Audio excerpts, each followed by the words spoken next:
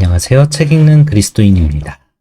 오늘 소개해드릴 책은 월터 브루그만의 완전한 풍요예요. 저는 이 책을 읽고 깜짝 놀랐어요. 처음에는 이 책 받아봤을 때는 그냥 한두 시간 읽으면 충분히 읽겠구나 라고 그냥 그렇게 생각을 했는데 막상 책장을 딱 펼치고 보니까 깊이 묵상하며 천천히 읽게 되는 그런 책이었어요. 이 책은 제목처럼 풍요를 다룹니다. 그리스도인의 물질관, 그 중에서도 가장 중요한 돈을 이야기합니다. 근데 월터 브루그만의 완전한 풍요가 대단한 점은 그리스도인의 돈에 머무르지 않는다는 거예요. 그리스도인이라는 하나의 실로 음식, 몸, 시간, 장소까지 다 꿰어버려요. 저는 그 바느질 솜씨를 보고 깜짝 놀랐어요. 아, 이런 분도 계시구나. 앞으로 월터 브루그만의 저서를 죄다 사서 읽어봐야겠다. 저는 그런 생각을 했어요. 그 정도로 저는 이 책이 마음에 들었습니다. 브루그만은 물질성과 물질주의를 구분해요. 창조주의 창조물 속에서 살아가는 우리는 물질성 자체를 부정해서는 안 된다라고 하는 거죠. 우리 삶부터가 물질에게 속해 있으니까요. 그러면서 브루그만은 물질성을 돈, 음식, 몸, 시간, 장소로 나눠요. 그리고 물질주의는 이것들을 추구하면서 사는 것. 돈을 추구하고 음식을 추구하고 몸을 추구하고 시간을 우리 멋대로 사용하는 것들, 장소에 대해서도 추구하는 것들. 그런 것들을 물질주의라고 얘기합니다. 존 웨슬리가 그런 말을 했다고 해요. 최대한 벌어서 최대한 주고 최대한 저축하라. 근데 브루그만은 여기서 세 가지 질문을 가져옵니다. 얼마나 벌면 충분한가? 얼마나 나누면 충분한가? 얼마나 저축하면 충분한가? 근데 사실 우리의 삶을, 우리 한국인들의 삶을 솔직하게 얘기해 보면 우리는 최대한 벌고 최대한 저축하되 최소한 나누는 것을 잘 살고 있다 라고 평가하는 세상에서 살고 있어요. 스스로 평가하는 것도 그렇고 남을 평가하는 것도 그렇고요. 근데 브루그만은 최대한 이런 버는 상황 속에서 각자의 출발점이 너무 다르다고 얘기해요. 누구는 넉넉한 환경에서 시작하고 또 누구는 당장 먹을 것이 없어서 굶어 죽는다고. 빈익빈 부익부 현상에 대해서 얘기하는 거죠. 근데 최대한 저축하라는 웨슬리의 말에서 월터 브루그만은 저축하다라는 영단어 세이브에 집중하거든요. 이 세이브를 구하다라는 뜻으로도 해석할 수가 있겠죠. 그전에는 세이브를 저축하다라고만 했는데 이 저축하다에 포함된 구하다로 이 저축하다를 확장을 한 거예요. 개념을. 내 재산을 축적하는 것이 아니라 지구를 구해라. 썩어가는 지구, 고갈해가는 자원의 책임을 그리스도인에게 묻고 그것을 구하라 라고 얘기해요. 성숙한 그리스도인에게 요구되는 권장사항이라고 할 수 있죠. 시간이 흐르면서 이런 우리가 구해야 할 것들의 범위가 더 넓어지고 달라지고 하는 것 같아요.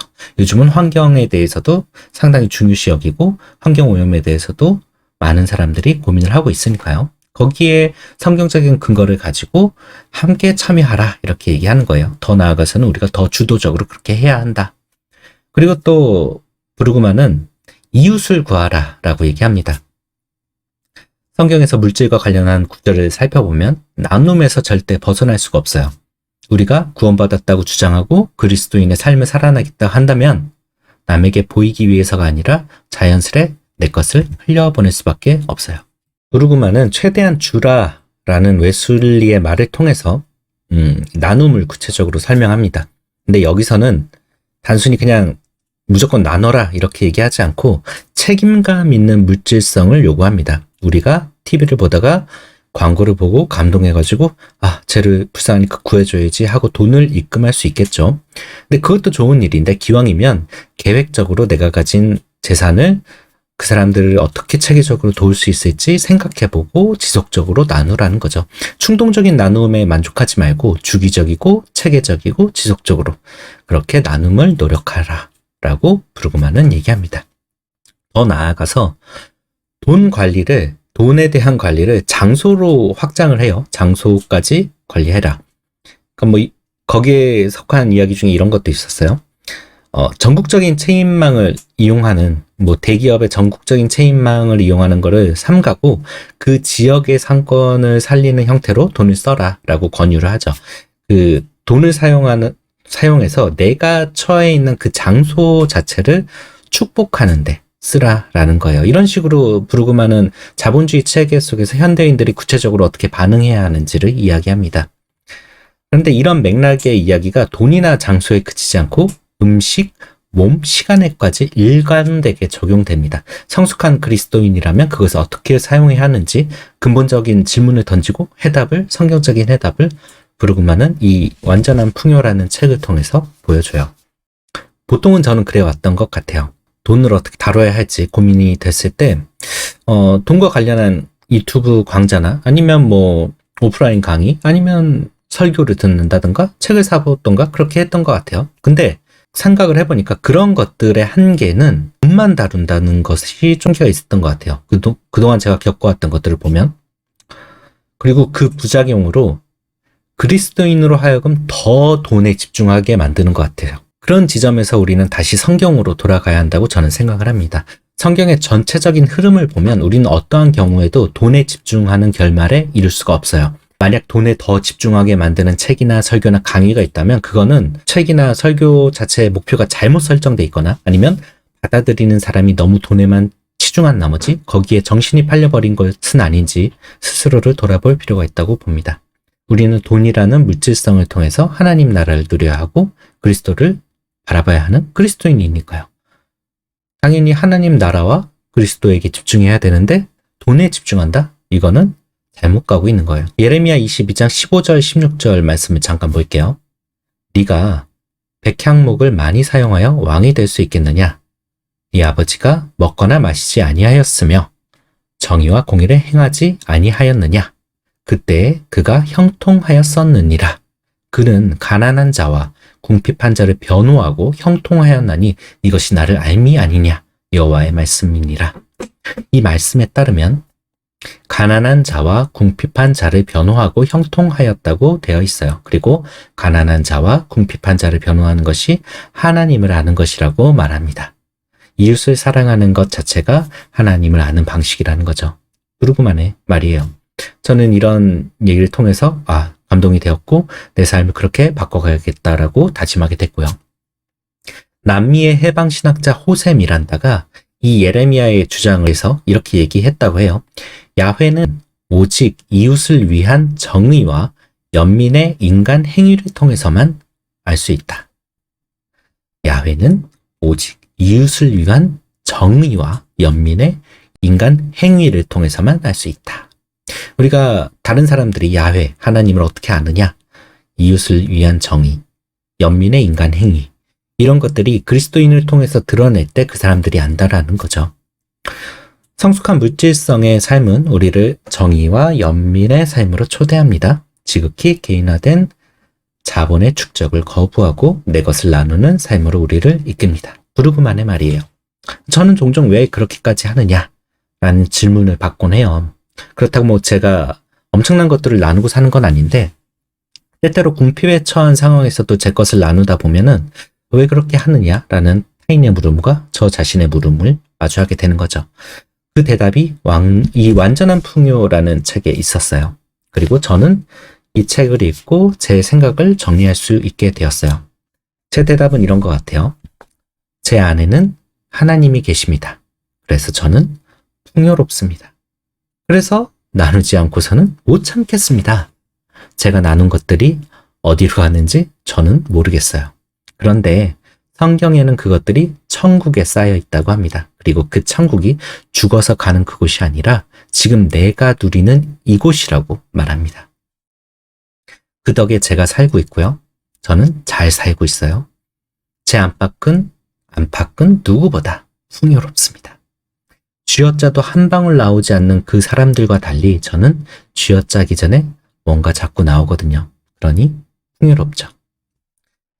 완전한 풍요는 이 책은 물질성의 핵심이 내 이웃을 사랑하라는 말씀에 있다고 합니다. 그 말씀은 레위기 19장 18절 원수를 갚지 말며 동포를 원망하지 말며 내 이웃 사랑하기를 내 자신과 같이 사랑하라. 나는 여호와니라. 라는 말씀에 있고 또 마가복음 12장 31절 둘째는 이것이니 내 이웃을 내 자신과 같이 사랑하라 하신 것이라. 이보다 더 큰 계명이 없느니라 라는 말씀에 적혀 있어요. 또한 성경은 이웃의 범위를 고아와 과부, 이민자를 포함한 모든 취약계층에게로 확대합니다. 시대에 따라서 약자들의 범위가 좀 달라지는 것 같아요. 그리고 그 그리스도인이 처한 상황에 따라서도 약자가 달라지겠죠. 당장 제 주위만 둘러봐도 약자의 범위가 달라질 거예요. 그래서 우리가 두 눈 부릅뜨고 주위를 살펴야 하는 이유가 여기에 있어요. 그리스도인에게 주어진 가장 큰 임무는 그 임무를 저버리지 않기 위해서 우리는 항상 주위를 살펴볼 수밖에 없겠죠.